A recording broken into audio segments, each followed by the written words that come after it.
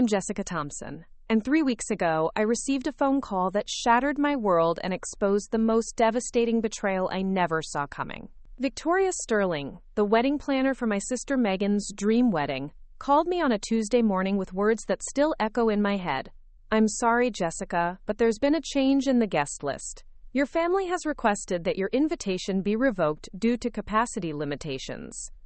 What she didn't know, what my entire family didn't know, was that I had secretly paid for every single detail of that $75,000 wedding using my grandmother's inheritance. Before we jump back in, tell us where you're tuning in from, and if this story touches you, make sure you're subscribed, because tomorrow I've saved something extra special for you. The flowers, the venue, the catering, the photographer, even the designer dress my sister was planning to walk down the aisle in, all of it funded by money that was supposed to secure my own future. The irony was so brutal, it felt like a physical punch. I had spent 8 months orchestrating the perfect wedding for a sister who had just uninvited me from the very celebration I had made possible. But here's what my family discovered when they tried to proceed without me. You can't exclude the person who holds all the financial strings. What happened next didn't just expose their betrayal. It unraveled years of manipulation, favoritism, and lies that had been carefully hidden beneath the surface of our supposedly loving family. The foundation of this betrayal was built long before Megan's engagement announcement last year. To understand how I ended up secretly funding a wedding I wasn't allowed to attend, you need to know about the family dynamics that shaped every decision I made. My mother, Linda, remarried when I was 16, bringing Bob Collins and his traditionalist views into our previously close-knit household. Within a year, they had Megan together, and suddenly I went from being an only child to watching my mother pour all her attention into creating the perfect blended family image. Bob owned 3 car dealerships across Riverside County and brought financial stability that my mom had struggled to maintain as a single parent after my father died when I was 12. But his generosity came with strings attached. He made it clear that his biological daughter would always come first, and my mother, perhaps desperate to maintain the security he provided, gradually began shifting her priorities to accommodate his wishes. Family photos were rearranged to feature Megan prominently. Birthday celebrations became increasingly elaborate for her, while mine were quietly scaled back. Holiday traditions that had been special between my mother and me were replaced with new customs that centered around Bob's preferences. By the time I graduated high school, the message was clear. I was welcome in the family as long as I didn't compete with Megan for attention or resources. I threw myself into my studies, earned a scholarship to UC Riverside, and built a life that required as little financial help from them as possible. I worked 3 part-time jobs throughout college, graduated with a marketing degree, and found a position with a mid-sized advertising firm downtown. My apartment was small but mine, paid for with money I earned myself, unlike Megan, who lived at home while building her Instagram following and dating a series of guys who were drawn to her social media presence and our family's comfortable lifestyle. The contrast in how we were treated became even more pronounced as Megan entered her early 20s. When she wanted to start an influencer business, Bob immediately provided startup capital and connections. When I needed a reliable car for my job, I was told that building credit through a loan would be good for my character. Megan's college education was fully funded with no expectation of contribution from her. I was reminded frequently how grateful I should be for the partial support they had provided during my undergraduate years. But the most painful difference was in how our achievements were celebrated. Megan's follower milestones were announced at family dinners and shared across Bob's business network. My promotion to marketing coordinator last year was acknowledged with a brief congratulations before the conversation immediately shifted to Megan's latest brand collaboration. I learned to celebrate my victories quietly and alone, telling myself that their lack of enthusiasm didn't diminish my accomplishments. Everything changed when my grandmother Dorothy passed away 18 months ago. Grandma Dot had been my anchor throughout the chaos of my mother's remarriage and the subsequent shifts in family dynamics. She was my father's mother, which meant she existed somewhat outside of Bob's influence, and she had always made it clear that she was proud of my independence and work ethic. In her final years, as her health declined, I was the one who visited regularly, helped with errands, and made sure she felt connected to family even when everyone else was too busy with their own lives. Her death hit me harder than I expected, but it also brought an unexpected gift. Grandma Dot had left me her entire life insurance policy, $85,000 that she had quietly maintained for years, specifically for my future. The letter that accompanied the inheritance was written in her shaky handwriting during her final weeks. Jessica, this money is for your dreams. Your father would be proud of the woman you've become, and I want you to use this to build the life you deserve. Don't let anyone tell you how to spend it, and don't feel guilty for putting yourself first for once. I kept the inheritance quiet, depositing it into a separate savings account, and telling my family only that Grandma Dot had left me a small amount that would help with my student loans. I wasn't lying exactly, but I wasn't sharing the full truth either. Something about the way Bob's eyes had lit up when he asked about the details made me protective of this one thing that was truly mine. For the first time in years, I had financial security and options for my future. That security became the foundation for the most generous and ultimately devastating decision of my life, when Megan announced her engagement to Tyler Mitchell 6 months later. Tyler owned a small gym in Corona del Mar and had been dating my sister for just over a year. Their relationship had moved quickly, with Tyler proposing during a weekend trip to Big Sur that Megan documented extensively across her social media platforms. The proposal photos were picture-perfect, the ring was substantial, and the announcement generated the kind of online attention that Megan thrived on. But behind the Instagram-worthy facade, there were concerning financial realities that became apparent during the initial wedding planning discussions. Tyler's gym was struggling to compete with larger chain facilities, and his personal training income was inconsistent. Megan's influencer earnings were unpredictable and largely dependent on maintaining her lifestyle image, which required constant spending on clothes, experiences, and maintaining her social media presence. Neither of them had substantial savings, and Bob, despite his apparent wealth, was surprisingly reluctant to fund the elaborate wedding Megan had always dreamed of. The tension became obvious during family dinners when wedding topics arose. Megan would describe venues she had seen online, designers she wanted to work with, and the luxury honeymoon she was planning, while Bob would respond with comments about staying within reasonable budgets and not starting a marriage with unnecessary debt. My mother tried to play peacekeeper, suggesting compromises that satisfied no one. Tyler remained. Preparing and narrating this story took us a lot of time, so if you are enjoying it, subscribe to our channel. It means a lot to us. Now back to the story. Largely silent during these discussions, clearly uncomfortable with his inability to provide the wedding his fiancée envisioned. I watched these conversations with growing discomfort, seeing how stressed Megan became when forced to scale back her dreams, and how defeated Tyler looked when reminded of his financial limitations. Despite years of feeling overlooked and undervalued in this family, I couldn't stand seeing my sister's happiness threatened by something as practical as money. The inheritance from Grandma Dot was sitting in my account, earning minimal interest while I debated how to best use it for my future. In a moment of perhaps misguided generosity, I decided that helping my sister have the wedding of her dreams would be a meaningful way to honor Grandma Dot's memory, while also healing some of the distance that had grown between Megan and me over the years. But I also knew that offering to pay directly would create complications I wasn't prepared to handle. Bob's pride would be wounded by his stepdaughter providing what he couldn't. Megan might feel guilty accepting such a large gift, or worse, she might start expecting similar financial help in the future. And there was a part of me that wanted to maintain the power that came with being the secret benefactor. To know that I was responsible for their joy without having to navigate the complex emotional dynamics that would come with public acknowledgement. Instead, I developed what seemed like a perfect plan. I would work with their wedding planner to anonymously fund the wedding, presenting myself as a generous family friend who wanted to remain unnamed. This would allow Megan to have everything she wanted while preserving everyone's pride and keeping my involvement private. I could give this gift freely without expectations of gratitude or recognition, and my sister could start her marriage without the financial stress that was already causing tension in their relationship. I contacted Victoria Sterling, the wedding planner Megan had chosen but couldn't afford, and presented myself as the anonymous benefactor. Victoria was professional and discreet, understanding immediately the delicate nature of the arrangement. We set up a system where I would approve all expenses and make payments directly to vendors while she maintained the fiction that a family friend was covering costs.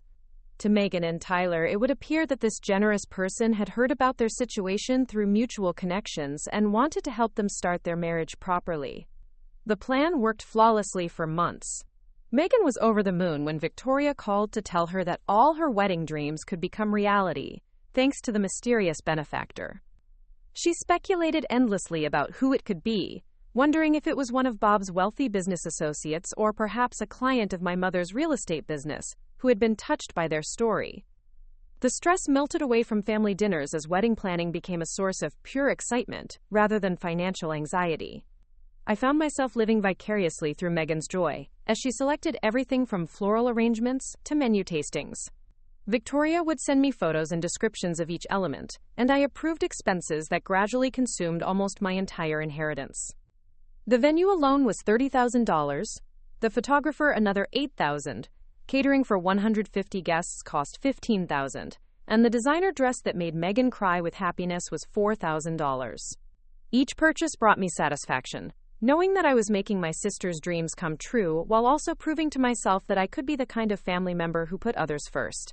What I didn't anticipate was how the anonymous generosity would change family dynamics in ways that ultimately excluded me even further. Bob began treating the wedding as a reflection of his own success, implying to business associates and family friends that his connections had made the elaborate celebration possible.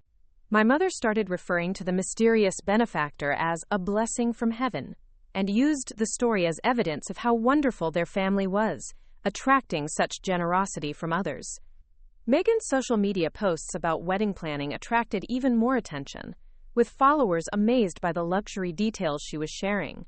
But as the wedding approached and guest lists were finalized, I began to notice concerning patterns in family conversations. References to keeping the celebration intimate and maintaining the elegant atmosphere Bob's associate expects started creeping into discussions. When I asked directly about my +1 for the wedding, I was told that the benefactor had requested a smaller guest list to maintain the sophisticated ambiance they envisioned. Suddenly, cousins I was close to were being moved to the evening reception only, while Bob's business contacts received full invitations. The first real warning sign came 6 weeks before the wedding when Megan casually mentioned that the final guest count was being refined to ensure the right mix of people. When I pressed for details, she admitted that some family members might need to be moved to reception-only attendance to accommodate important guests that the anonymous benefactor wanted to include. The irony was suffocating. I was potentially being excluded from parts of the celebration I was funding to make room for imaginary guests that existed only in Bob's networking fantasies. But I told myself that as long as I was included in the main ceremony, the specific guest list arrangements didn't matter. I was giving this gift freely, and if it meant Bob could invite business associates who might never actually attend, that was a small price to pay for Megan's happiness. I had made my choice to remain anonymous, and I would have to accept whatever social dynamics resulted from that decision.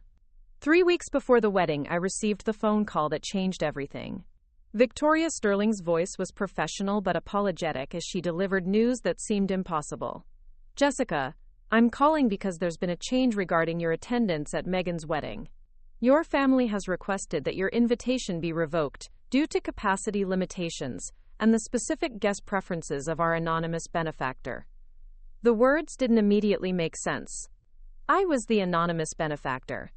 How could my own preferences be used to exclude me from an event I was paying for? As Victoria continued explaining the family's reasoning, the full scope of the betrayal became clear. Bob had convinced everyone that their mysterious benefactor was likely someone from his business network, who would expect a certain caliber of guests and social atmosphere.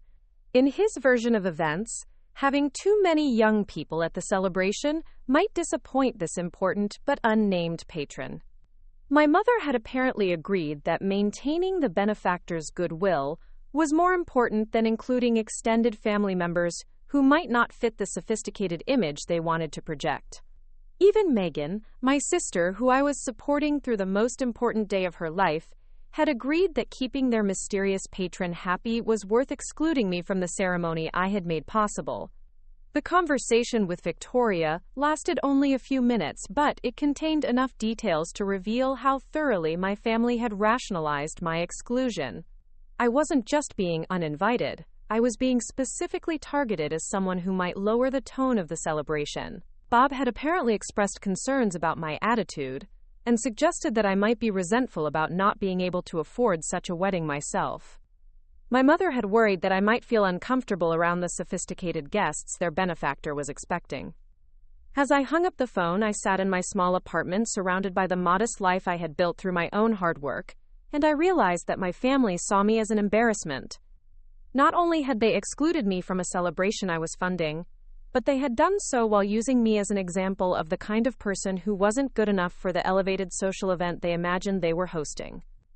The betrayal was so complete and devastating that I initially felt numb rather than angry. I had spent 8 months and nearly my entire inheritance creating a perfect wedding for people who thought so little of me that they would exclude me from their joy. But as the numbness faded and the reality settled in, a different emotion began to emerge. I had been generous and selfless, and I had been rewarded with dismissal and disrespect. But they had made one crucial mistake in their betrayal.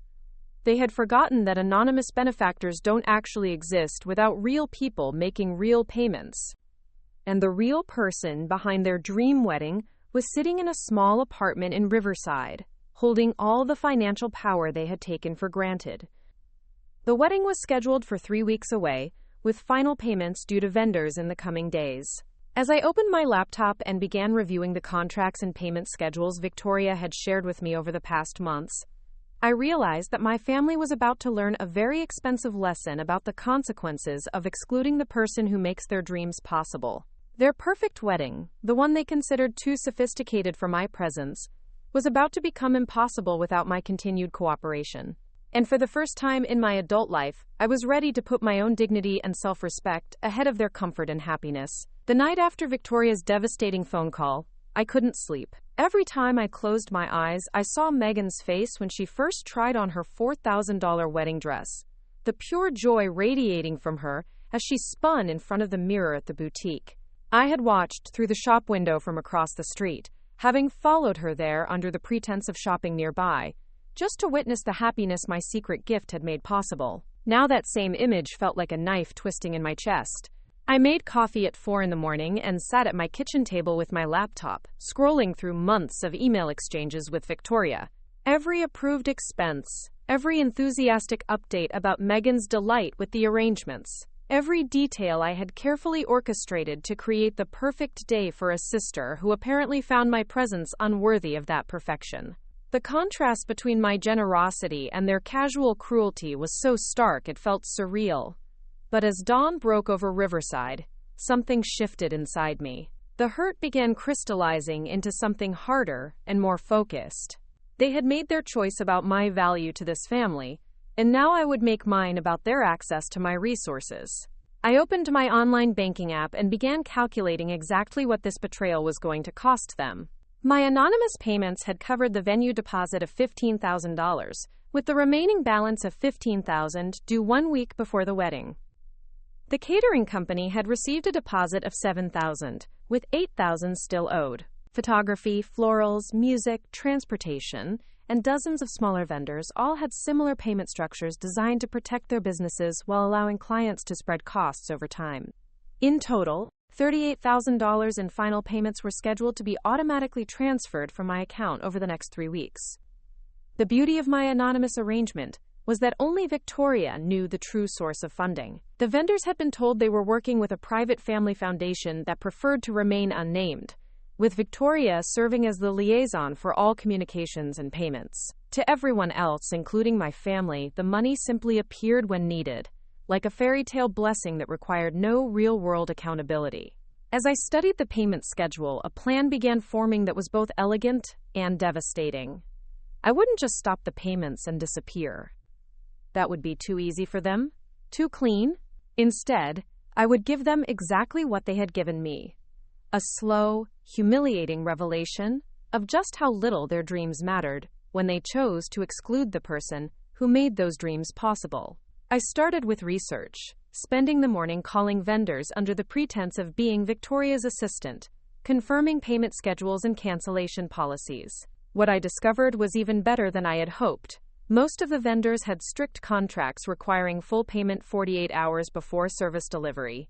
Failure to pay would result in automatic cancellation, with no possibility of rebooking during peak wedding season. The venue was particularly inflexible, having turned away other clients for that October date based on the guarantee of payment from our mysterious family foundation. More importantly, I learned that several vendors had already invested in preparation for Megan's wedding. The florist had ordered specific varieties of roses and peonies that couldn't be redirected to other events. The caterer had purchased premium ingredients and scheduled extra staff. The photographer had turned down other lucrative bookings to remain available for the full weekend. If the wedding was canceled now, these small business owners would absorb significant losses through no fault of their own. This last detail troubled me more than anything else about the situation. These vendors had entered into agreements in good faith, trusting that payment would arrive as promised.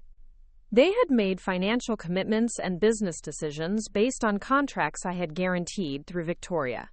Whatever revenge I pursued against my family couldn't be allowed to harm innocent people who were simply trying to provide good service. I called Victoria that afternoon, my voice carefully controlled as I explained that I needed to discuss some changes to the payment structure for Megan's wedding. She was immediately accommodating, as she had been throughout our months of collaboration, but I could hear the slight tension that entered her voice when I mentioned wanting to restructure the anonymous arrangement. We met that evening at a quiet wine bar in downtown Riverside, far from any place where family members might accidentally encounter us. Victoria was exactly what I expected from Megan's descriptions.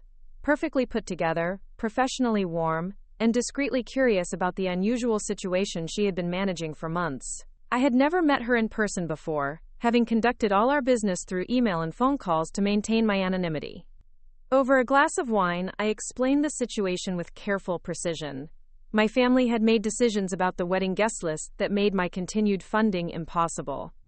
I would be withdrawing my support for the celebration, but I wanted to ensure that vendors were protected and that Victoria herself wasn't penalized for circumstances beyond her control. I was prepared to pay cancellation fees and deposits to make sure no one lost money because of my family's poor judgment. Victoria listened without interruption, her expression growing more concerned as I spoke. When I finished, she was quiet for a long moment before asking the question I had been expecting. Jessica, are you absolutely certain this is how you want to handle the situation? Once vendors are canceled and deposits are forfeited, there's no way to restore the arrangements, especially not on this timeline. I assured her that I understood the finality of my decision. What I didn't explain was that the irreversible nature of the consequences was exactly what I was counting on. My family had made their choice, believing there would be no real cost to excluding me. They were about to discover how expensive that assumption had been.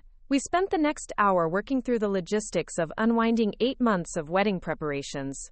Victoria would contact each vendor within the next 24 hours, explaining that the anonymous benefactor had experienced a financial emergency that made continued funding impossible. She would emphasize that this had nothing to do with their service or quality, and that cancellation fees would be paid promptly to minimize their losses. The venue would be the most complicated, since they had turned away other events for that date, and had already begun setup for the specific requirements of Megan's celebration. But even they would be compensated for their lost revenue and preparation costs. By the time I left the wine bar, I had authorized Victoria to spend an additional $12,000 on cancellation fees and vendor compensation, bringing my total investment in Megan's non-wedding to nearly $90,000. The irony wasn't lost on me that I was spending more money to cancel my sister's wedding than most people spent to fund their actual celebrations. But every dollar felt like a reclamation of my own worth and dignity. For once in my adult life, I was putting my own value ahead of my family's comfort, and the price of that self-respect was surprisingly reasonable. Victoria promised to begin making calls the next morning, starting with vendors who had the most flexible cancellation policies, and working toward those with stricter requirements. She estimated that by Friday afternoon, all arrangements would be officially canceled and deposits would be forfeited. My family would have exactly 1 week to find alternative arrangements for a wedding that was supposed to take place the following Saturday. As I drove home from our meeting, I felt a strange combination of sadness and liberation. I was mourning the loss of the sister relationship I had hoped to rebuild through this generous gesture, But I was also experiencing the relief that comes with finally standing up for yourself after years of accepting less than you deserve. For the first time since Bob had joined our family, I was acting from a position of power, rather than constantly trying to earn acceptance that would never really come. The next morning, I woke to 17 missed calls and 43 text messages from family members. Victoria had begun her vendor notifications early, and word of the catastrophic cancellations was spreading quickly through the tight-knit wedding industry in Orange County. The venue had called Megan directly to express their regrets about the funding situation and to offer their limited availability for alternative dates in the following year. The photographer had reached out to Tyler to discuss rescheduling options, only to discover that the groom had no idea there was any problem with their arrangements. My phone continued buzzing throughout the morning as the reality of the situation spread through my family. Megan's first text was simply, "What is happening?" followed by increasingly frantic messages as she received calls from confused vendors. Tyler's messages were more controlled, but equally desperate, asking if I knew anything about the mysterious benefactor who had apparently disappeared overnight. Bob's calls went straight to voicemail, but I could hear the barely controlled rage in his voice as he demanded that I contact him immediately. My mother's messages alternated between panic and pleading, asking if I had any connections who might be able to help salvage the situation. The transformation from casually dismissing my presence to desperately needing my assistance was happening faster than I had anticipated. But the message that affected me most came from Megan late Friday morning. "Jess, I don't understand what's happening, but everything is falling apart. The person who was paying for everything is gone, and no one knows who they were or how to contact them. We can't afford to replace any of this, and the wedding is in 1 week. I know you probably can't help financially, but do you have any ideas? I'm scared we're going to have to cancel everything." Reading her text, I felt the full weight of what I was doing to someone I genuinely loved, despite our complicated relationship. Megan wasn't responsible for Bob's favoritism or my mother's willingness to prioritize her new family over her firstborn daughter. She was a 25-year-old woman who had been living in a fairy tale for 8 months, believing that a generous stranger had made her dreams possible, only to wake up to a nightmare that threatened to destroy the most important day of her life. For a moment, I considered calling Victoria and reversing my decision. I could restore the funding, absorb the cancellation fees as an expensive lesson learned, and attend a wedding where I wasn't truly wanted but where my sister could still have her perfect day. It would be the generous, family-first response that I had been conditioned to make throughout my adult life. But then I remembered Victoria's phone call, the casual cruelty of being told that my presence would lower the tone of a celebration I had made possible. I thought about years of birthday parties, where Megan's needs came first. Family vacations planned around her schedule. Achievements that were overlooked while her social media milestones were celebrated. I considered the inheritance from Grandma Dot, money that was meant to secure my future, but that I had instead poured into creating a perfect moment for people who found me unworthy of witnessing that perfection. Instead of calling Victoria, I typed a careful response to Megan. "I'm so sorry you're going through this stress. I wish I could help financially, but, my situation with student loans and trying to save for my own future. Maybe this is a sign that a smaller, more intimate celebration would be more meaningful anyway? I'm sure you and Tyler can create something beautiful on whatever budget you can manage." The response was technically supportive while offering nothing concrete. Exactly the kind of polite deflection I had learned to expect when I needed help from family members. I was giving Megan the same energy that had been directed toward me for years. Sympathy without substance, understanding without action. Her reply came within minutes. "But Jess, we don't have any budget. Without the anonymous person, we have maybe $3,000 between us, and that won't even cover basic flowers and food for our families. We might have to postpone everything until we can save enough money, but Tyler already took time off work, and people have made travel arrangements. This is turning into a disaster." The desperation in her message was genuine and heartbreaking, but it also revealed something important about how my family had come to view their anonymous benefactor's generosity. Over 8 months, they had stopped seeing the funding as a gift and started treating it as an entitlement. The mysterious supporter wasn't a generous stranger making their dreams possible. They were a resource that existed for the purpose of elevating their celebration above what they could actually afford. This shift in perspective explained how they had been able to justify excluding me from an event I was funding. In their minds, the money existed independently from any actual person's sacrifice or generosity. It was simply available, like a trust fund or inheritance, allowing them to create the social atmosphere they preferred without considering the feelings or wishes of the source. By Friday evening, the vendor cancellations were complete, and the full scope of the disaster was becoming clear to my family. Victoria had been professional and discreet in her communications, but the wedding industry in Orange County was small enough that word was spreading about the Thompson-Collins celebration that had imploded just 1 week before the ceremony. Other planners were sharing the story as a cautionary tale about the risks of working with anonymous benefactors, and vendors were discussing the unusual situation of a client whose funding had simply evaporated overnight. My phone calls from family members had become constant, but I continued letting them go to voicemail while I monitored the situation from a distance. Bob's messages had escalated from demands to threats, warning that he would hold me responsible if I had somehow interfered with their arrangements. My mother's voicemails were increasingly tearful, describing Megan's devastation and begging me to help in any way possible. But it was Tyler's message that revealed the most about how the crisis was affecting their relationship.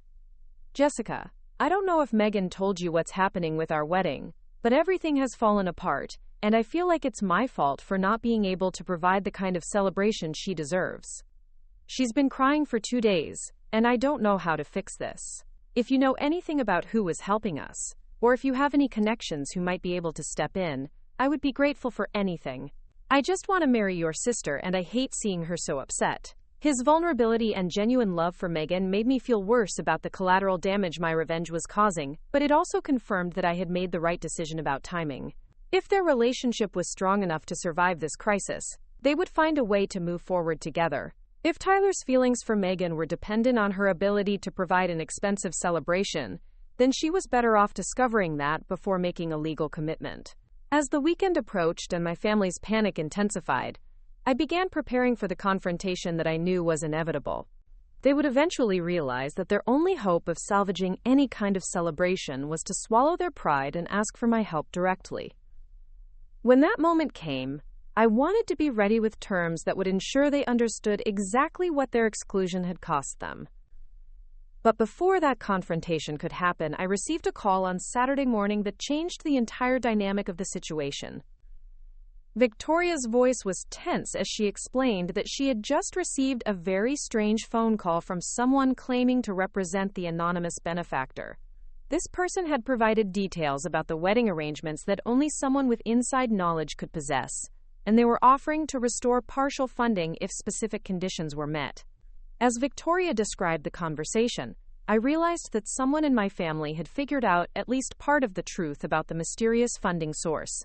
They were trying to negotiate directly with what they believed was their benefactor, using Victoria as an intermediary to save face while desperately attempting to salvage their celebration. The caller had offered to provide funding for a scaled-down celebration, perhaps $30,000 instead of the original $75,000, if certain changes were made to the guest list and overall tone of the event. According to Victoria, this person had specifically mentioned that the original wedding had become too elaborate and socially exclusive for their comfort, and that they would prefer to support a more family-focused celebration. The irony was perfect.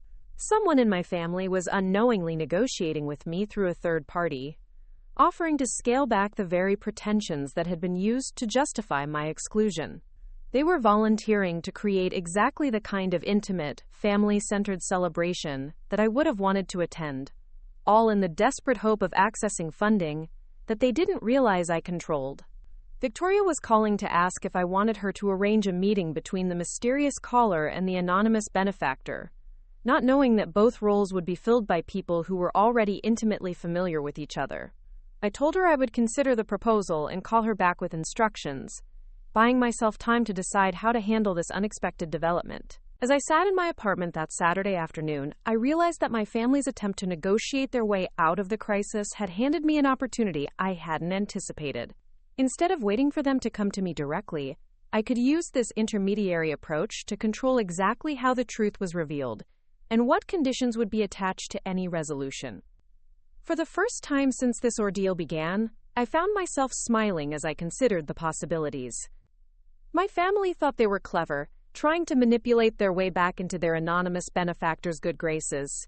They had no idea that their mysterious supporter was sitting in a small apartment in Riverside, holding all the cards and finally ready to play them.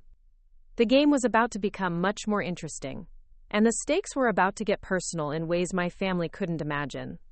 They wanted to negotiate for a smaller celebration that included family values and genuine intimacy.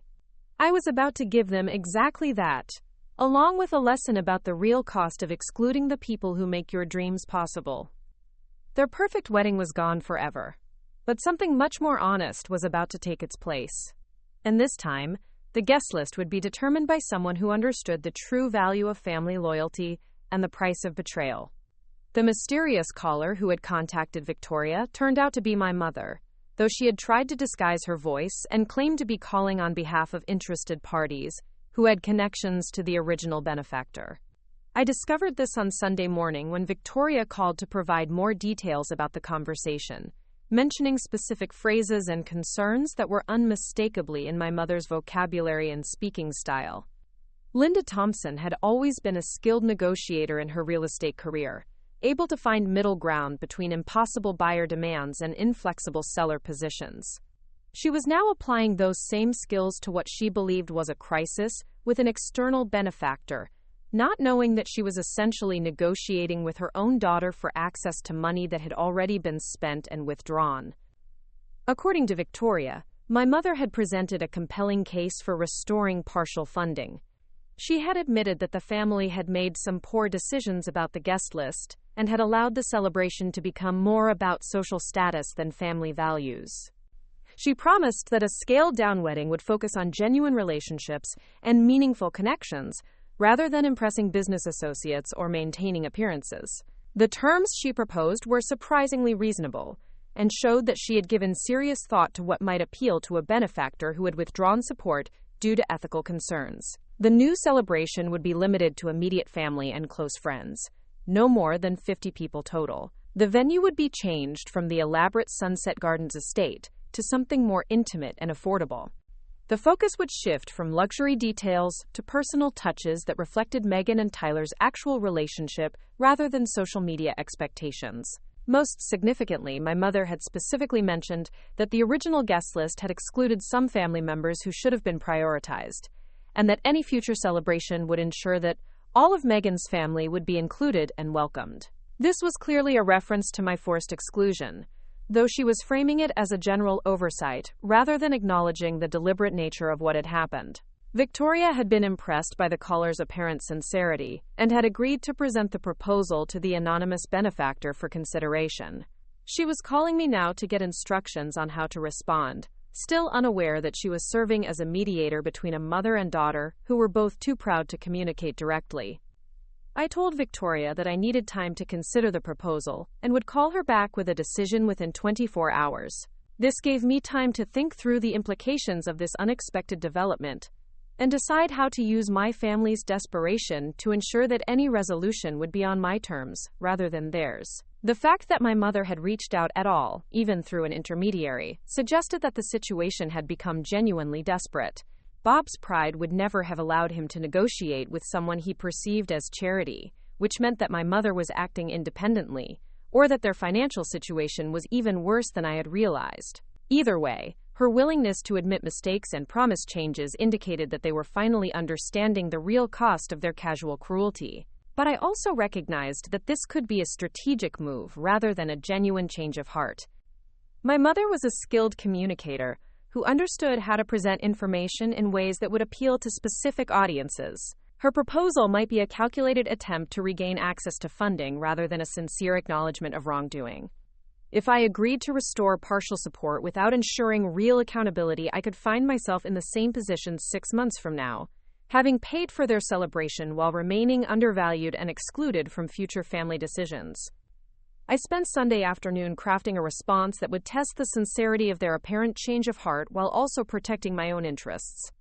Through Victoria, I would agree to consider restoring limited funding for a smaller celebration, but only if specific conditions were met. that would demonstrate genuine commitment to the family values they claimed to prioritize. The conditions I outlined were designed to be reasonable but revealing. First, the new celebration must include a meaningful role for every immediate family member, with specific acknowledgement of their importance to the couple. Second, the wedding planning process must be transparent, with all decisions made collectively, rather than being controlled by any single family member's preferences or business interests. Third, the couple must contribute their own money to the celebration, even if it was a small amount, to ensure they had genuine investment in the outcome, rather than treating it as an entitlement. Most importantly, I required a written statement from all family members, acknowledging that the original wedding plans had excluded people who deserved to be included, and that this exclusion had been wrong regardless of the financial circumstances. This wasn't just about ensuring my own attendance. It was about creating a record of accountability that would prevent similar situations in the future. Victoria was surprised by the specificity of these conditions, but agreed to present them to my mother when she called back. I could tell that she was beginning to suspect there was more to this situation than a simple funding crisis. But her professionalism prevented her from asking direct questions about the unusual dynamic she was observing. The response came faster than I expected. By Monday evening, Victoria called to report that the family had accepted all conditions without argument and were prepared to move forward immediately with a smaller celebration.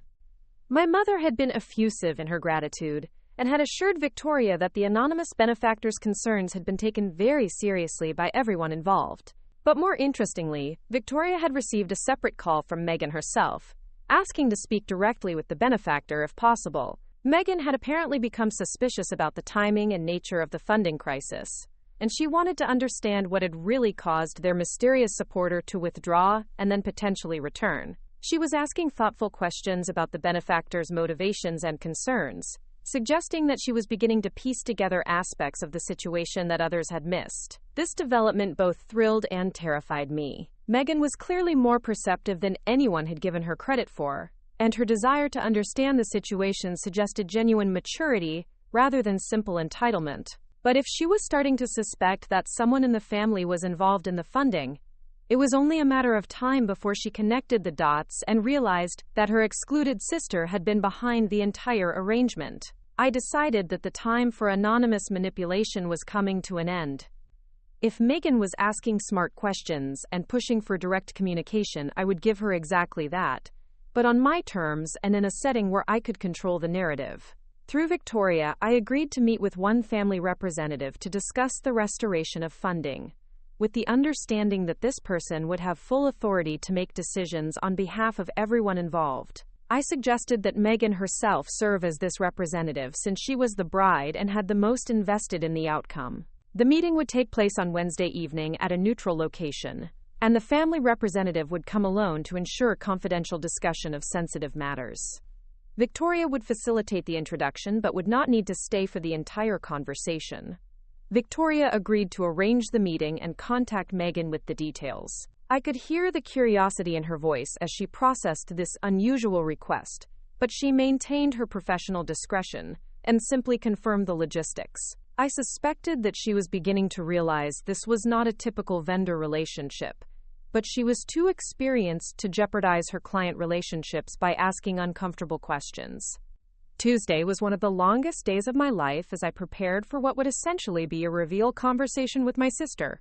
I had spent months orchestrating her dream wedding from the shadows, watching her joy from a distance, and then systematically destroying those arrangements when I was excluded from the celebration I had made possible.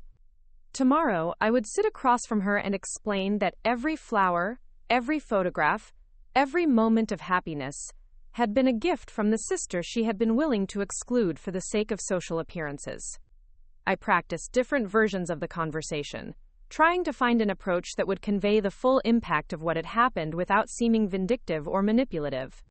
I wanted Megan to understand the depth of my generosity and the cruelty of my exclusion, but I also wanted her to see that this experience could strengthen our relationship if she was willing to acknowledge what had gone wrong. The venue for our meeting was a quiet coffee shop in Newport Beach, far enough from Riverside that we were unlikely to encounter anyone we knew but close enough to Orange County that Megan wouldn't find the location suspicious. I arrived early and chose a corner table with good sightlines, feeling like a spy preparing for a clandestine exchange rather than a sister getting ready to confront months of family betrayal. Megan arrived exactly on time, looking nervous but determined.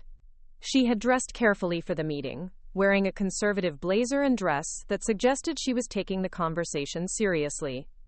As she approached my table, I could see the exact moment when recognition hit her, the way her eyes widened and her step faltered, as she realized that her mysterious benefactor was sitting right in front of her.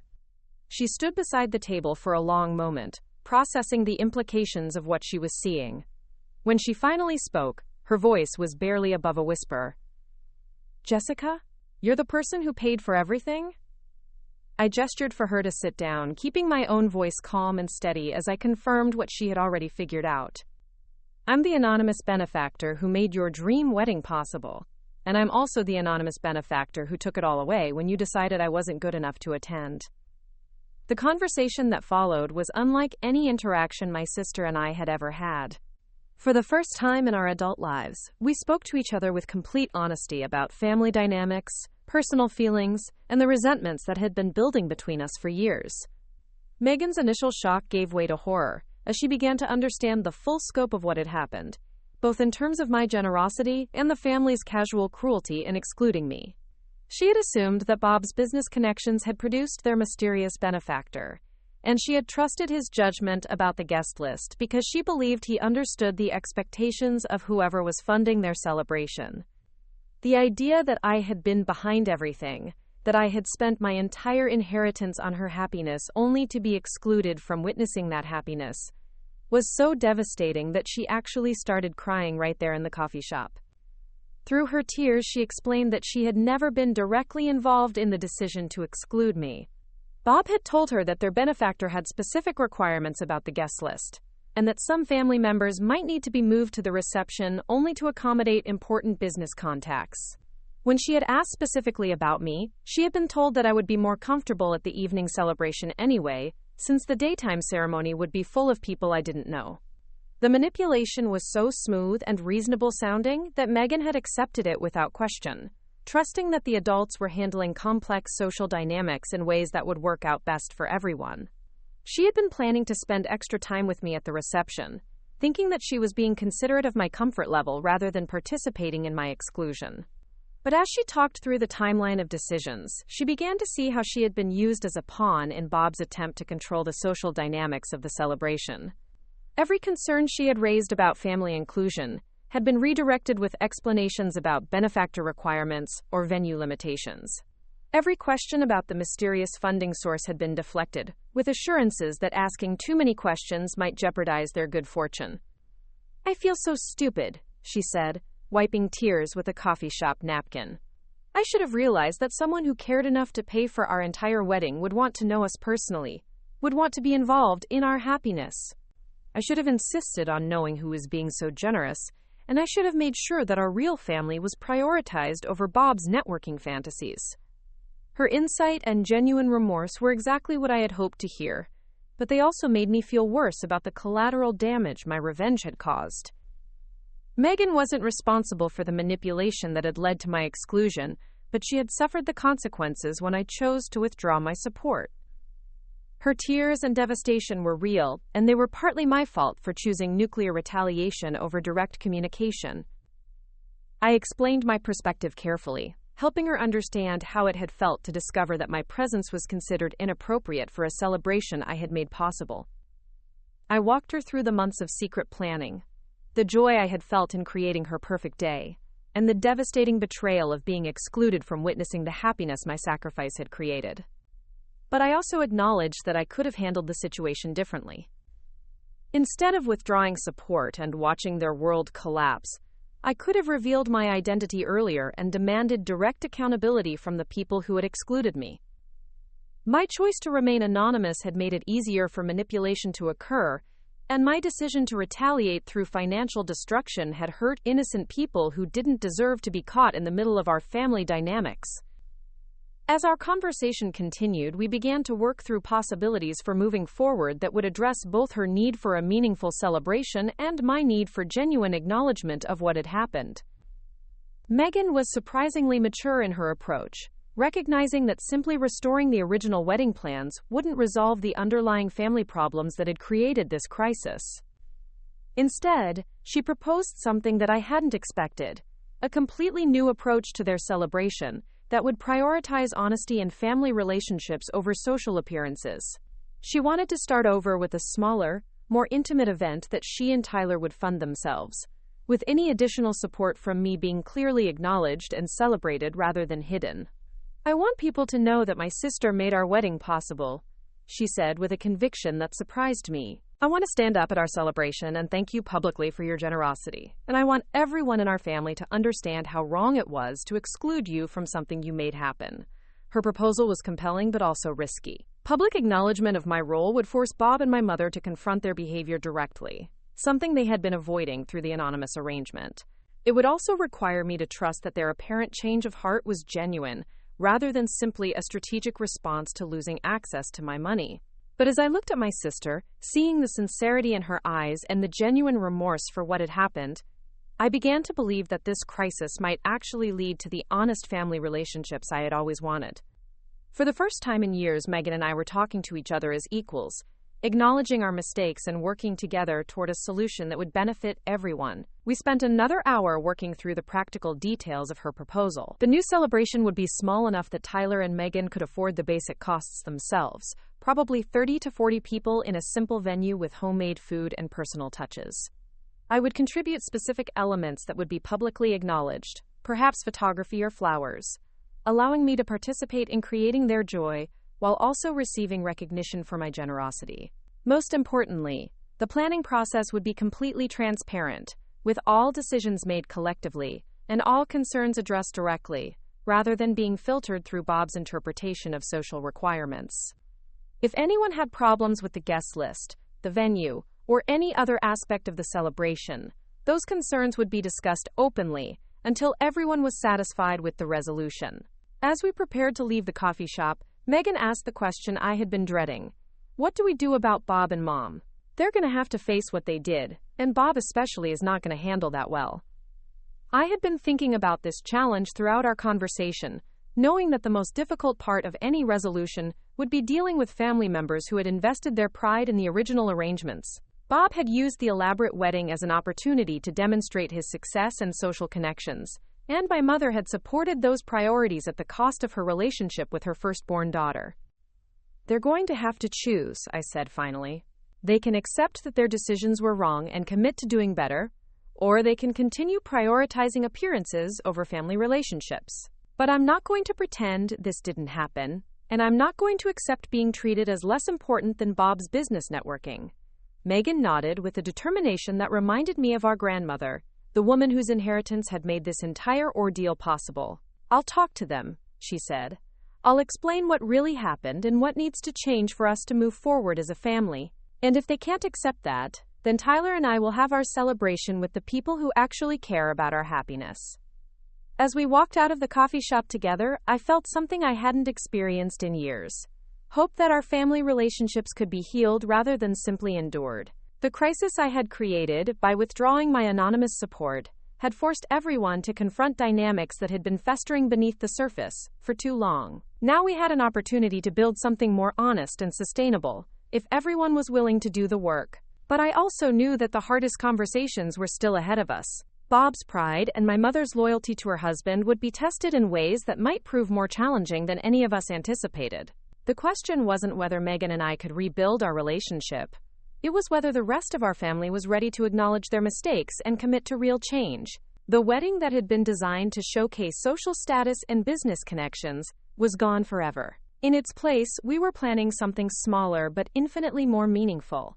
A celebration that would honor honest relationships and genuine love rather than appearances and networking opportunities. Whether that celebration would include our entire family would depend on their willingness to choose substance over image, and that choice would reveal who they really were beneath the carefully constructed facade they had been maintaining. The family meeting that would determine our future took place 3 days after my revelation to Megan, in the living room of the house where I had spent my teenage years watching my place in the family hierarchy slowly diminish. Megan had insisted on hosting the conversation in neutral territory, but my mother had argued that such a serious family discussion needed to happen in private, away from any possibility of outside interference or judgment. I arrived to find Bob already positioned in his usual armchair, the one that had replaced my father's reading chair shortly after the remarriage, his posture rigid with barely controlled anger. My mother sat on the edge of the sofa, her real estate agent composure cracking under the weight of a situation that couldn't be managed through professional charm and strategic compromise. Tyler stood awkwardly near the window, clearly uncomfortable with being present for what was essentially a reckoning about family dynamics that predated his relationship with Megan. Megan had prepared for this confrontation with the same thoroughness she usually reserved for planning her social media content, but instead of creating aspirational lifestyle imagery, she had organized a comprehensive presentation about accountability and family respect. She had printed copies of emails between Victoria and various vendors, highlighting the timeline of my anonymous generosity and the sudden withdrawal of support. She had prepared a detailed breakdown of exactly how much money I had spent and forfeited to create and then cancel their dream wedding. But most importantly, she had written what she called a family impact statement that documented years of subtle and not-so-subtle exclusion that had led to this crisis. The document traced patterns of favoritism, financial disparity, and social prioritization that painted a picture of systematic marginalization that had been building toward this confrontation for nearly a decade. Bob's initial response was predictably defensive, his voice tight with the kind of controlled rage that had always made me feel small and unwelcome in what was supposed to be my family home. He insisted that every decision about wedding planning and guest lists had been made with the best interests of everyone involved, and that turning family discussions into, quote, corporate presentations with documentation was unnecessarily dramatic and divisive. "We've always tried to treat both girls equally," he said, his eyes fixed on Megan rather than acknowledging my presence directly. If Jessica felt excluded from something, she should have spoken up at the time instead of creating this elaborate deception and manipulation. Honest families communicate directly about their problems. The irony of Bob lecturing anyone about honest communication while sitting in a room where he was refusing to make eye contact with the person he was discussing was so profound that Megan actually laughed out loud. The sound was sharp and bitter, unlike any expression I had ever heard from my usually diplomatic sister. "Honest families," she repeated, her voice heavy with newly discovered cynicism. "Is that what we are, Bob? Because an honest family wouldn't have excluded Jessica from a wedding she paid for. An honest family wouldn't have spent 8 months accepting anonymous generosity while disparaging the character and social acceptability of the person providing that generosity. An honest family wouldn't have made decisions about who deserves to witness joy and celebration based on business networking opportunities." Her words hit their target with devastating precision, and I watched Bob's carefully maintained composure begin to fracture under the weight of accusations he couldn't deflect or rationalize. For the first time since I had known him, he looked genuinely shaken, forced to confront the reality of behavior he had justified to himself through years of mental gymnastics about family priorities and social obligations.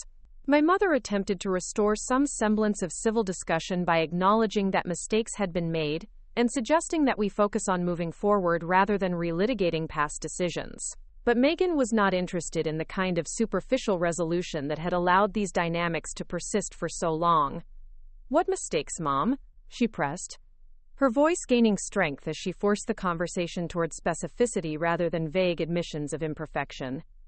"Name the specific mistakes. Acknowledge what actually happened instead of hiding behind passive language that makes it sound like these were accidents or misunderstandings." The silence that followed this challenge was excruciating, filled with the weight of years of unspoken resentments and carefully avoided truths. My mother looked back and forth between Bob and me, clearly struggling to find words that would satisfy her daughter's demand for honesty without completely destroying her marriage or admitting the full extent of her complicity in my marginalization. Finally, Tyler stepped forward from his position by the window, his voice quiet but carrying the moral authority of someone who had been observing our family dynamics from the outside with fresh perspective and growing concern. "I need to say something," he began, his hands clasped behind his back in a way that reminded me of a soldier preparing to deliver difficult news. "I've been part of this family for over a year now, and I've watched how Jessica gets treated compared to how everyone else gets treated. I've seen her excluded from conversations, overlooked during celebrations, and dismissed when she tries to contribute to family discussions. I've watched it happen, and I didn't say anything because I didn't think it was my place, but I can't stay quiet anymore.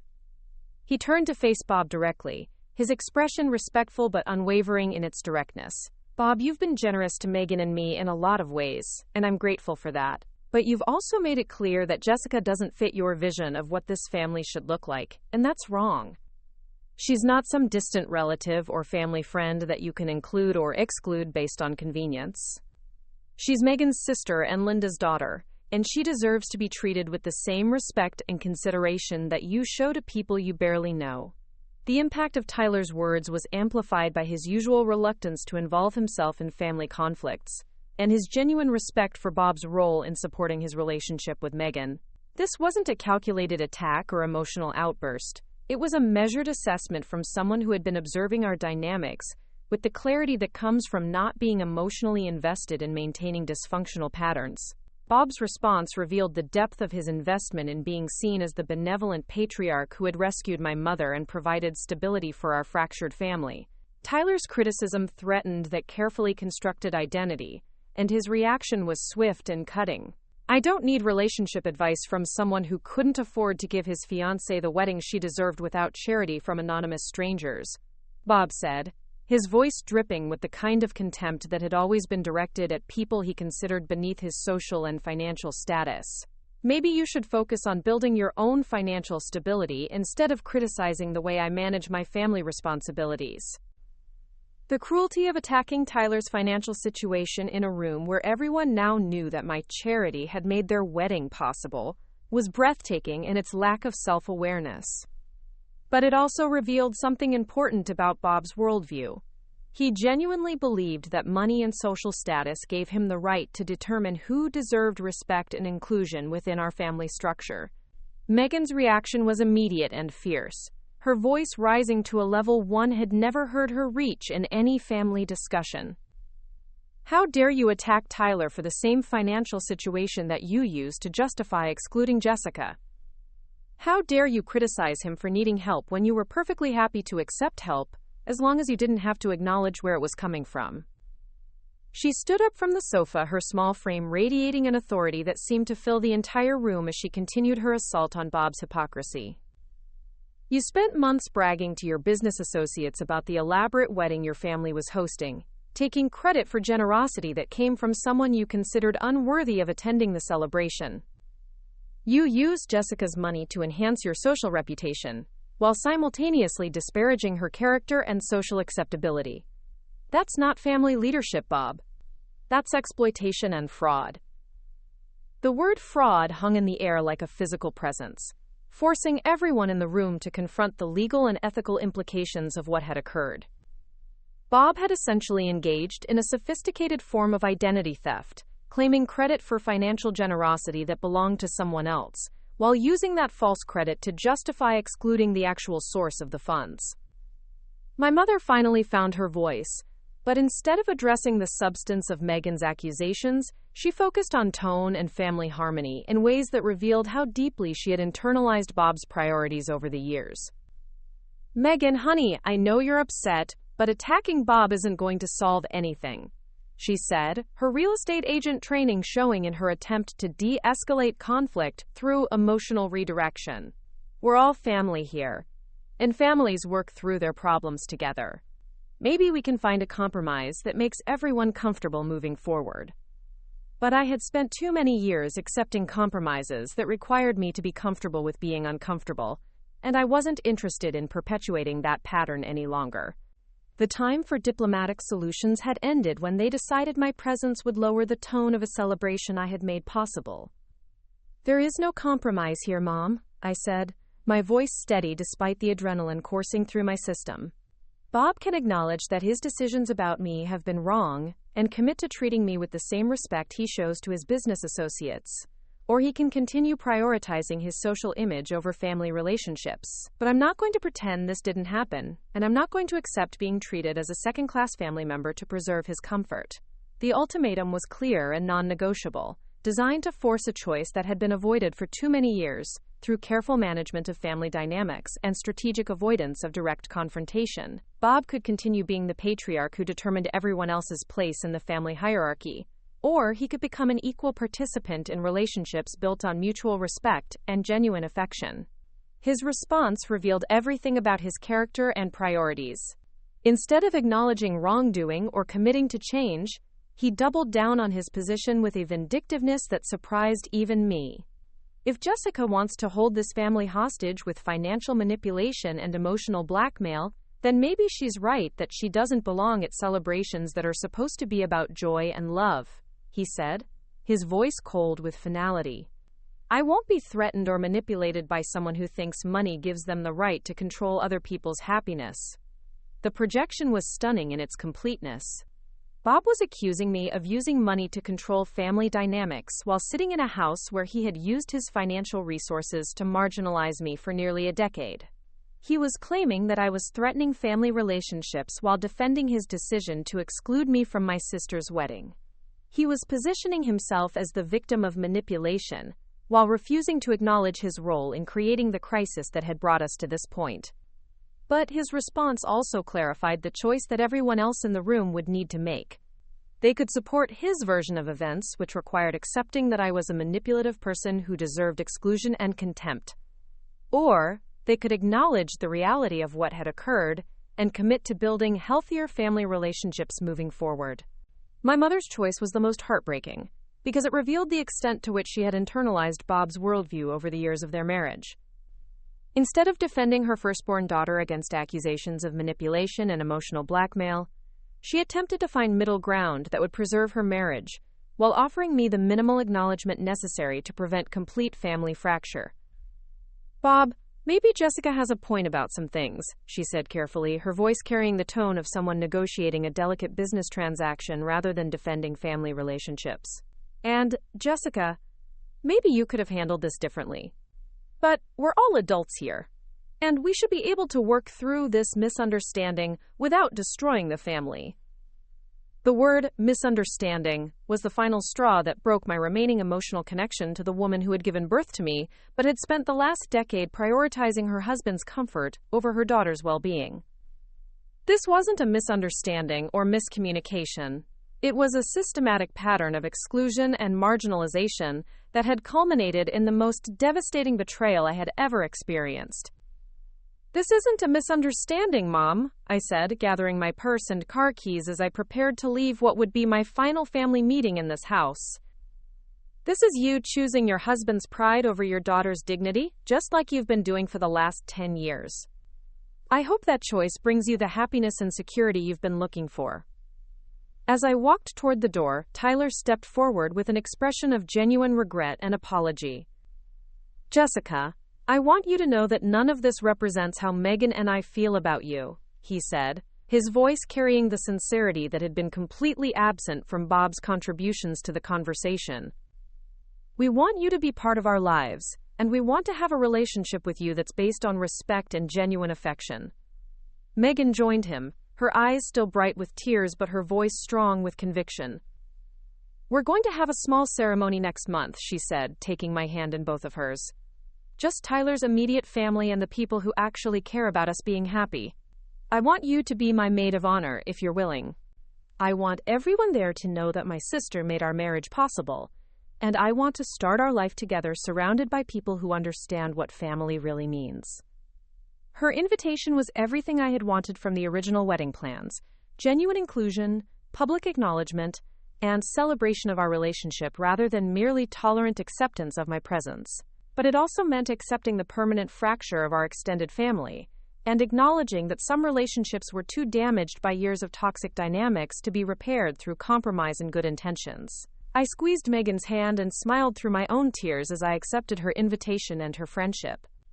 I would be honored to stand with you, I said, meaning every word despite the pain of everything else that was ending in that moment. The small ceremony that took place 4 weeks later was everything the original wedding should have been: intimate, meaningful, and focused on celebrating love rather than showcasing social status. 28 people gathered in Tyler's gym, which had been transformed with flowers and lights into a space that reflected their personalities and values rather than anyone else's expectations about appropriate wedding venues.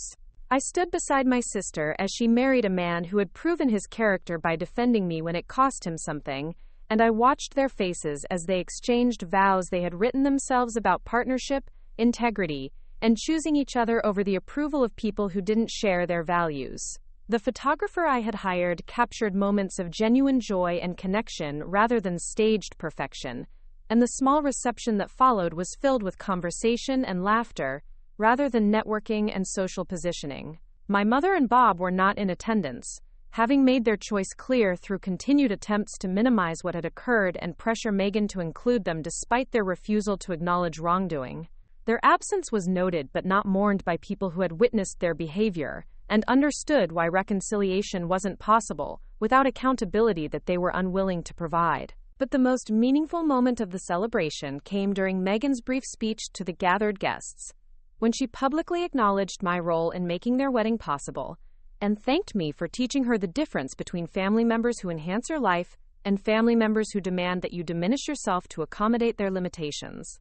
My sister Jessica used her inheritance from our grandmother to create a dream wedding for Tyler and me, she said, her voice carrying clearly through the small space as she looked directly at me.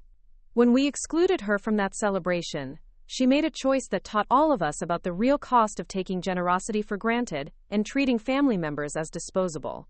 I'm grateful for that lesson, even though it was painful, because it helped me understand what kind of person I want to be and what kind of family I want to build. The applause that followed her words was warm and sustained, but more importantly, it represented acknowledgement from people who understood that standing up for yourself sometimes requires making choices that other people find uncomfortable or inconvenient. These were people who valued integrity over harmony, authentic relationships over superficial peace. 6 months later, I used the remaining portion of my inheritance to start the small design consultancy I had been planning for years, finally building the professional independence that Grandma Dot had intended her gift to provide. Megan became my first client, hiring me to develop branding for the family photography business she and Tyler launched together, focusing on intimate celebrations that prioritized meaning over spectacle. My relationship with my mother remains complicated and distant, limited to occasional phone calls and carefully neutral text messages about holidays and health updates. She has never acknowledged her role in the exclusion that created our family crisis, and I have stopped expecting accountability that would require her to choose between her daughter and her husband. But the relationship I rebuilt with Megan has become stronger and more genuine than it ever was during our childhood or young adult years. We talk regularly about business, relationships, and family dynamics, and she has become the sister I always hoped she could be: supportive, thoughtful, and committed to treating each other as equals, rather than competitors for parental approval. The wedding that was supposed to showcase social status and business connections became instead a lesson about the real meaning of family loyalty and the price of taking love for granted. The elaborate celebration that excluded me was forgotten within weeks, but the small ceremony that honored genuine relationships created memories and connections that continue to strengthen over time. Tyler's gym has become successful enough to support their growing family, and they recently purchased a small house in a neighborhood where they can build the kind of life they actually want, rather than the kind of life they think other people expect them to have.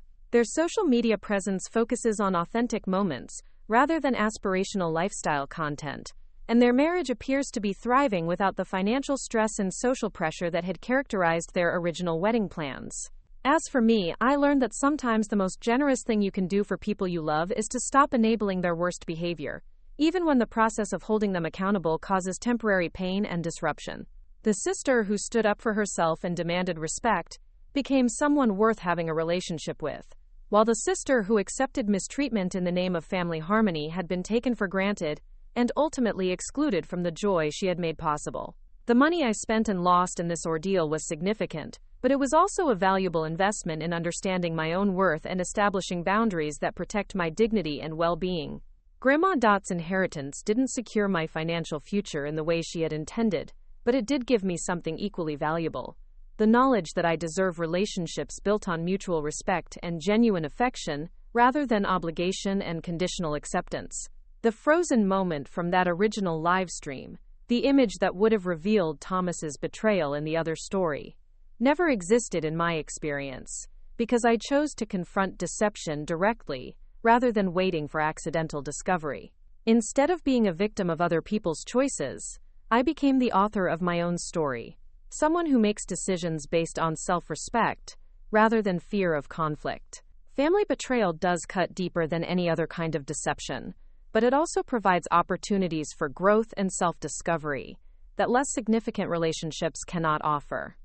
The people who are supposed to love you unconditionally reveal their true character when you refuse to accept conditional acceptance, and those revelations, however painful, allow you to build your life around people who enhance rather than diminish your happiness.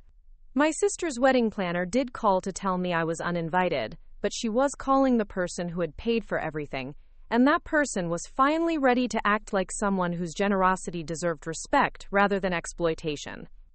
The ending wasn't what anyone expected, but it was the ending that honored the values my grandmother had tried to instill, and the self-respect that had been dormant for too many years.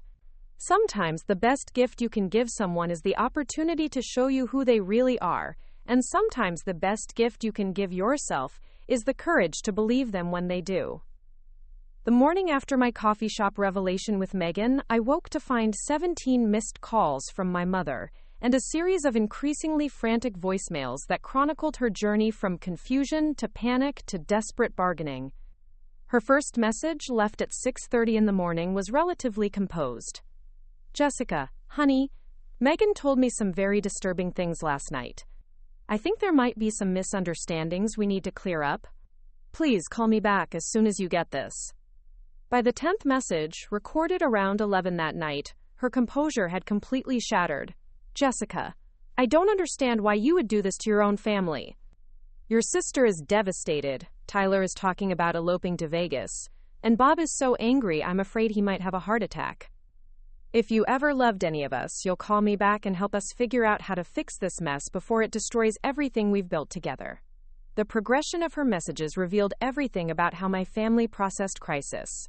Initial denial that anything serious had occurred, followed by attempts to minimize my role and maximize their victimhood, culminating in emotional manipulation designed to make me responsible for solving problems I hadn't created.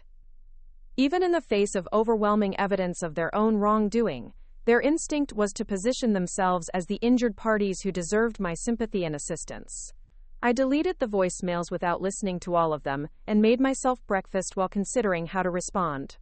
Megan had texted early that morning to let me know she had told our parents everything, and that Bob had spent most of the night alternating between rage and complete denial that any exclusion had been intentional. My mother had apparently cried herself to sleep, not from guilt about excluding me, but from fear that the elaborate social event she had been planning to host was permanently ruined. The narcissism was breathtaking in its completeness.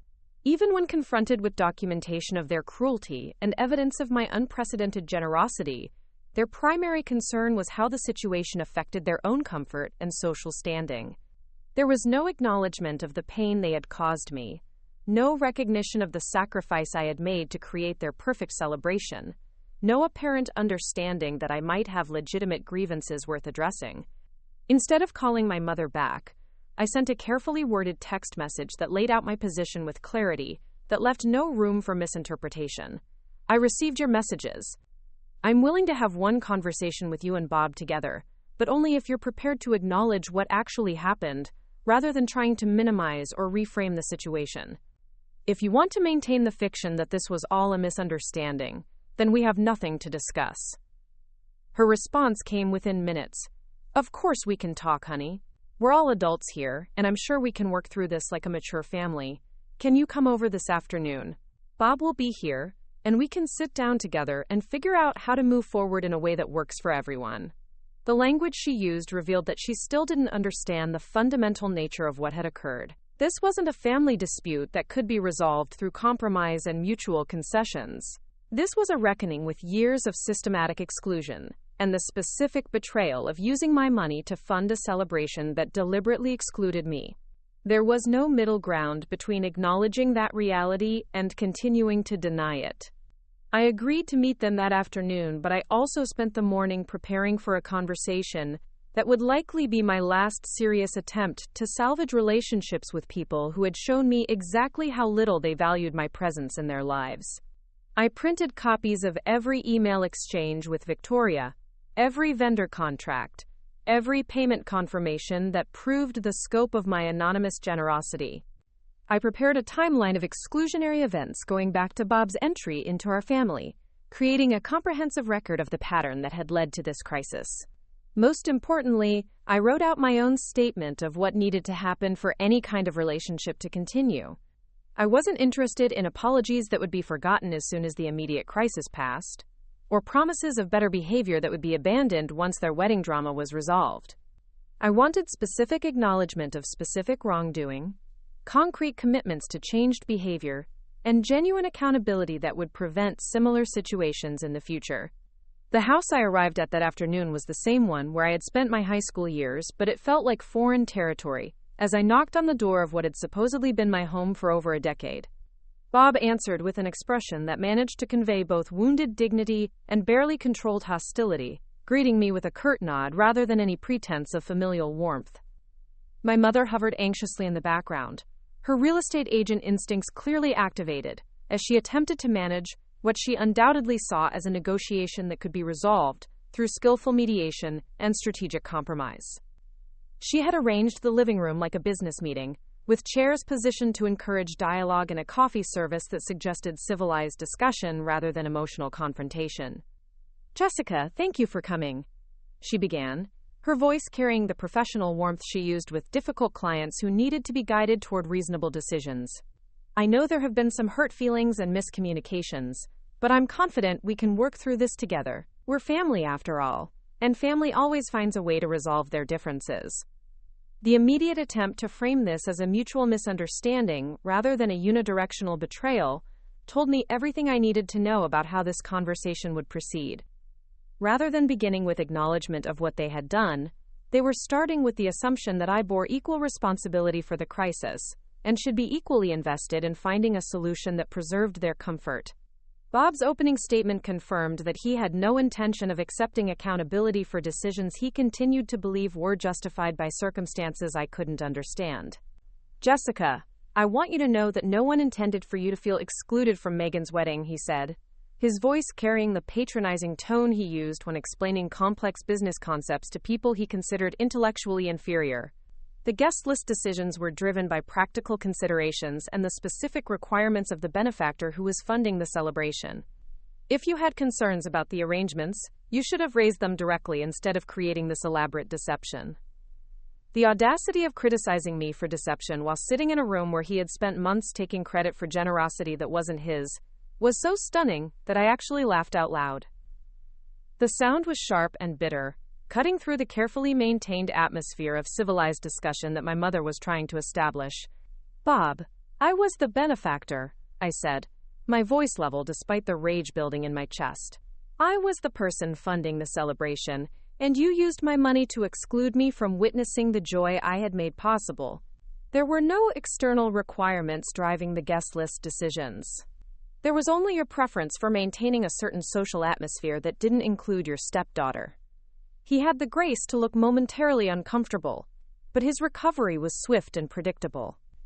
Instead of acknowledging the devastating irony of what he had just learned, he pivoted to attacking my methods and motivations in ways designed to position himself as the victim of my manipulation. "If you were behind the funding, then this whole situation is even worse than I thought," he said, his voice rising with indignation that seemed genuinely felt despite its complete disconnection from reality. "You deliberately deceived your own family for months, creating elaborate lies about anonymous benefactors while secretly controlling every aspect of your sister's wedding planning. That's not generosity, Jessica. That's manipulation and control disguised as charity." The projection was so complete and shameless that it took my breath away. Bob was accusing me of manipulation and control, while defending his decision to exclude me from an event I had funded. He was criticizing my secrecy while sitting in a room where he had spent months taking credit for charity he hadn't provided. He was positioning himself as the victim of deception while refusing to acknowledge that he had used my money to enhance his social reputation, while simultaneously disparaging my character. My mother attempted to restore some semblance of reasonable discussion by acknowledging that everyone had made some mistakes, and suggesting that we focus on finding solutions rather than assigning blame. But her instinct for diplomatic resolution was exactly the wrong approach for a situation that required clear accountability and genuine recognition of wrongdoing.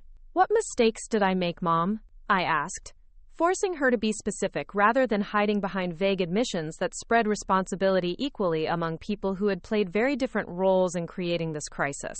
"I spent my entire inheritance creating a dream wedding for my sister. I remained anonymous to avoid making anyone feel obligated or uncomfortable.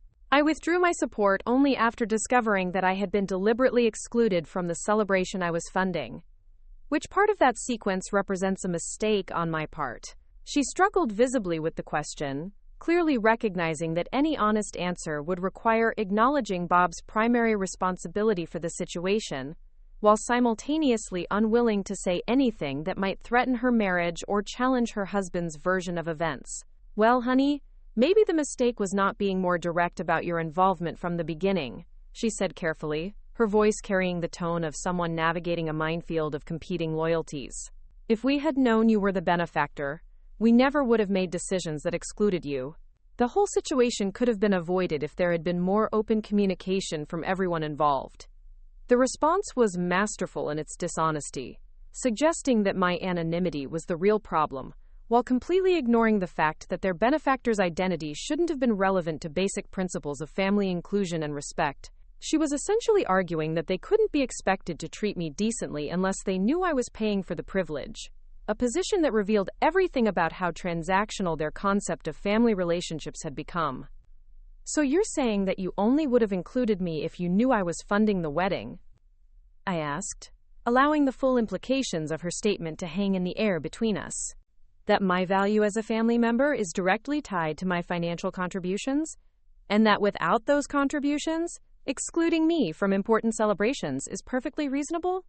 The silence that followed this question was deafening, filled with the weight of a truth that no one in the room wanted to acknowledge directly.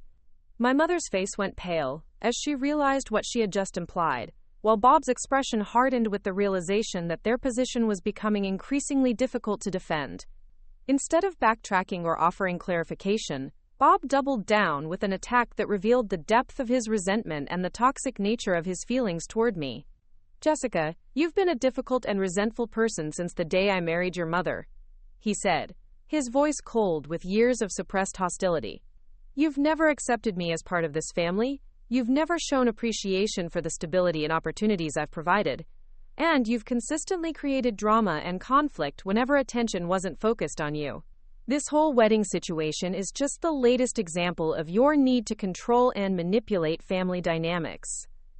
The attack was comprehensive and devastating, designed to reframe years of his exclusionary behavior as reasonable responses to my supposedly difficult personality. He was positioning himself as the long-suffering stepfather, who had tried to include an ungrateful and problematic stepdaughter, only to be rewarded with manipulation and betrayal. But his assault also contained a crucial admission that he probably didn't realize he was making. By describing me as someone who had never accepted him and had consistently created drama, he was acknowledging that there had been ongoing conflict and tension in our relationship. He was admitting that I had not been seamlessly integrated into his vision of family life, and that my presence had been a source of discomfort that he had been managing for years. "You're right, Bob," I said, surprising him with agreement rather than defensive protest. "I never fully accepted you, and I did create tension by expecting to be treated with the same respect and consideration you showed to everyone else in the family. I was a problem that needed to be managed rather than a person who deserved to be valued. And you solved that problem by gradually excluding me from family activities until you could justify excluding me entirely from the most important celebration in my sister's life." His face flushed with anger at having his behavior characterized so directly, but he couldn't deny the accuracy of my description without contradicting everything he had just said about my difficult personality and disruptive presence in the family. My mother made one final attempt to broker a compromise that would preserve both her marriage and her relationship with her firstborn daughter, but her proposal revealed how completely she had internalized Bob's perspective over the years of their relationship. "Jessica, I know Bob could have handled some things differently," she said, her voice pleading for understanding and reconciliation.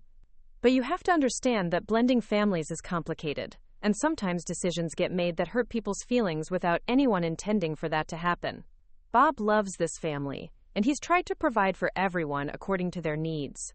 Maybe we can find a way to move forward that acknowledges everyone's feelings and creates better communication going forward. The response was everything I had expected and everything I could no longer tolerate.